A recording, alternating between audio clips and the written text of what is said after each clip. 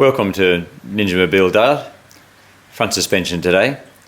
That sound you might be able to hear as opposed to the normal wind and stuff. We've got rain falling on the roof at the moment, which is reassuring. So there's the front lower wishbone, which hasn't been seen before because it's quite unremarkable, I suppose. But lower damper mount outboard, and as with the rear wishbone, set horizontally, and that link is 10mm shorter than the front damper at full droop, giving us 10mm droop at the front, and that positions a little damper mounting bracket on the chassis. And I dare say if we were doing rallying we'd do something sturdier than that, but that'll be sufficient for our purposes.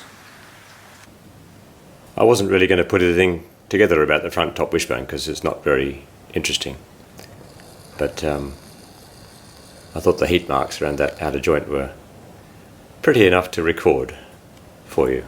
I hope you like them. So front top wishbone we've seen before, and front upright we've seen before, but I've never seen them all bolted together, so you probably haven't. It doesn't go up and down because we've got a solid damper in there, but it steers left and right, which is a good sign. Which I guess brings us to steering. There's our steering rack bolted in place. You can see the brackets for it, which are just hogged out of a bit of 16mm, profiled out of a bit of 16mm aluminium plate.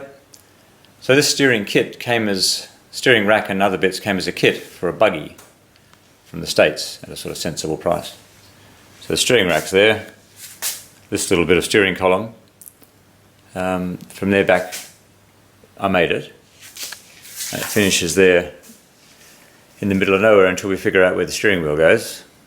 But two nice little nylon bearings which came from a go-kart that someone threw at Candelo Tip in the time-honoured fashion.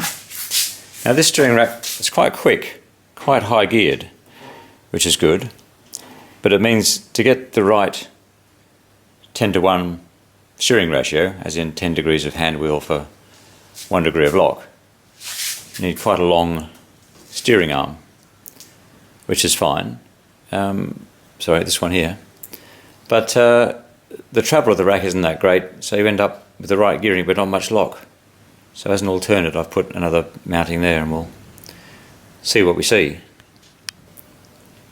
There's the steering joint and the track rod that came with the kit, which fits obviously, and you can see, look here, the ratio is about right, 10:1 as per the maths, but that's all the lock we get,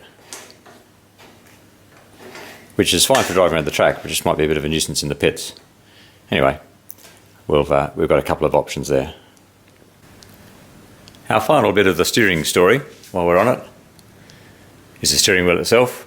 300mm diameter unit, eBay, with an adapter in the middle to take race parts quick release. So that little plug gets welded into the column when we decide where the wheel wants to go, and pretty much all done.